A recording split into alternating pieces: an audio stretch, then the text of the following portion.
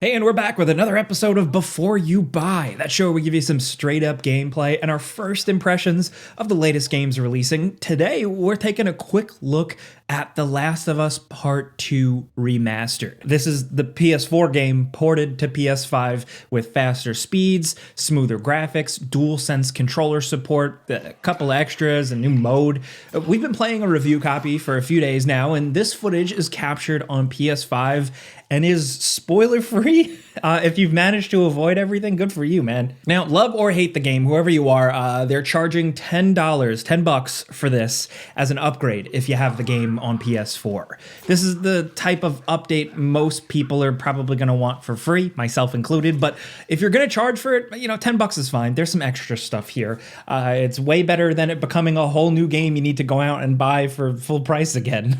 And it's a perfectly fine, if small, upgrade package for fans of the game. This isn't an update as big as The Last of Us 1 Remastered. This game already had all those bells and whistles, so it's not this massive new wow factor thing. But if you've never played or were waiting for a reason to replay, this definitely helps. The game already looked great on PlayStation 4. Just, kind of a step back for a second. This was originally released in June of 2020. I know it feels like it was just 2020, but 2020 was actually a long time ago now when you think about it. That was June, and then the PS5 released a few months later in the fall. So this was kind of like the swan song of the PS4, like one of the last big exclusive titles. And like the end of every console life cycle, you usually get the most impressive visuals because the developers have really mastered working with that hardware, with that tech. So it's a long way of saying The Last of Us 2 already looked great. Now it has higher resolutions and better frame rates. It actually already had a 60 FPS mode that was patched in a while ago, I believe, but how it works now is that you can get 1440p 60 in performance mode, which looked very good to me, or native 4K at 30. You can also take advantage of variable refresh rate if your TV supports it, and that's a good bonus if you got it here.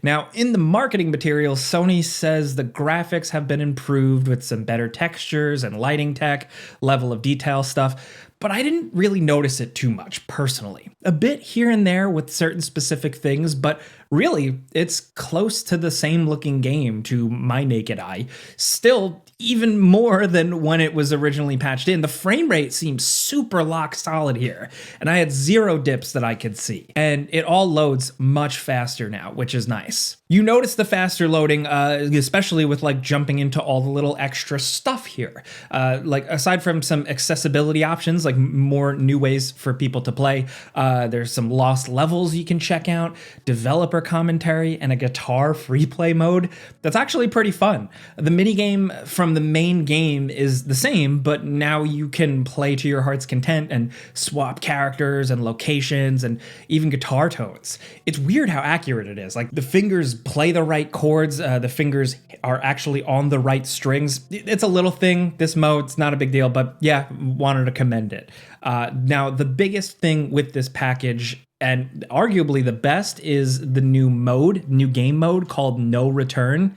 It's really good. It's a roguelike survival mode. So you pick a character, you jump into a level with some modifiers and try to survive. In between levels, you're then back at you're teleported into a little home base where you can buy more weapons, customize and mod them, and upgrade your character. There's a bunch of upgrade tracks to unlock more playable characters and skins just by playing, putting time into it, completing certain challenges, and getting through scenarios. In this mode, you access a map, like a planning board, and then you can jump into different kind of like randomized missions that do a good job of shaking things up. Like on one hand, you're hiding as a bunch of soldiers rush in. In another scenario, you're just trying to fend off clickers until a timer runs out. You're either like hunter or hunted in a lot of these situations, and it's a good kind of rotating playlist of just murder violence.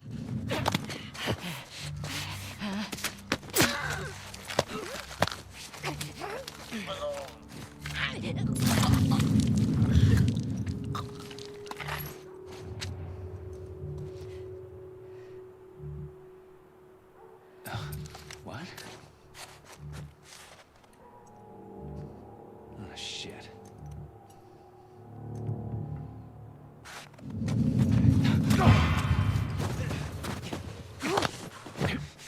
This is a really good way to just play the core gameplay here, which I think is really solid. You know, it's still on like the heavier, clunkier side of a third-person action game, but it's really smooth. There's a high level of control, a lot of different things you can do. You can craft, you can throw things, you can dodge, you can do melee, you can shoot, you can go prone, you can dive on the ground.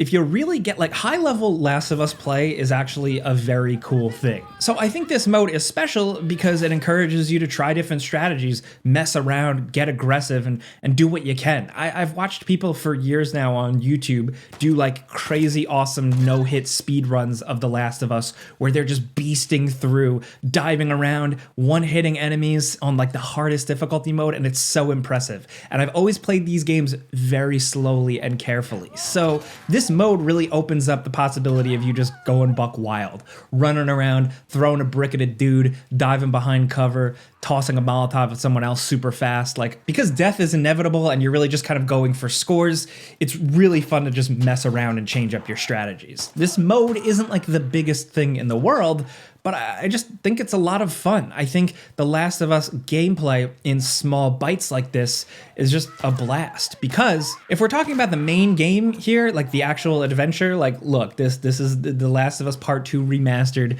They didn't change the story if you don't like the story. But I said it when it released, and I'll say it now, like I didn't love it as much as the first game, and one of my bigger criticisms was that towards the end it just really dragged on. Like I think it kind of outstayed its welcome a little bit. Of course, just personal preference, but whereas by the end of the adventure I was like, oh my god, how many bricks am I going to throw at dudes' heads? The new no return mode essentially makes me go, hell yeah, I can't wait to throw more bricks at dudes' heads. Because like I said, there's an upgrade track, there's like a little bit of things to progress through, there's a really good and pretty in-depth scoring system. So I think some of those hardcore players that love like maximum play are going to have fun with that. And then again, like I said, you have the whole main adventure. It's a lengthy one, it's a divisive one. Some people love it, some people hate it, like I said, but it does a lot with a sequel when you think about it. It expands this world, it adds like a creepy, spooky cult, it adds new horrific monsters, and I'm curious to see like where the series could go after this. The way I looked at it, like I didn't think the original Last of Us needed a sequel,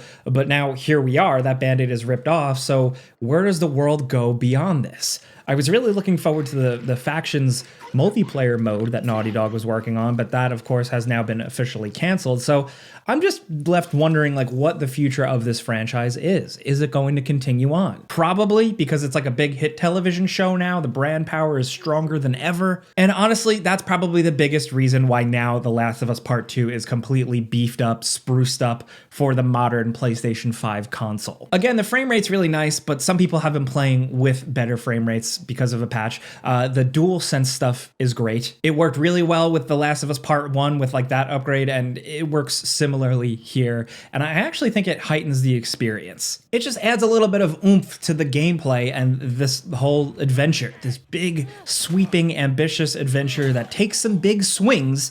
Those big swings might miss for some people. But yeah, without like opening up and just like re-reviewing the entire game, the entire story, the levels, everything like that. I don't really think we need to do that again. Most people's minds are made up. The bottom line is like, if you are into the game, this is like I said at the start, a good reason to replay it at some point. Not going to keep you here all day, but I did want to just get this nice, shiny 4K gameplay up on screen for you here. So that's a before you buy. You know how this goes by now. I give you some pros, some cons, and some personal opinion. And now I want to hear yours down in the comments. I'm sure things are going to be completely civil here, but I do want to know what you guys are thinking about the game.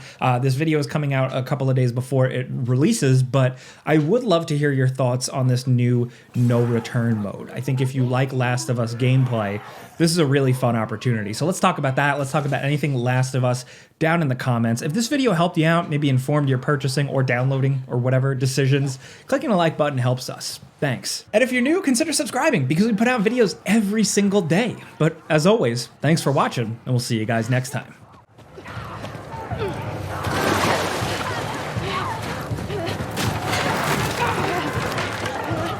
Just keep going.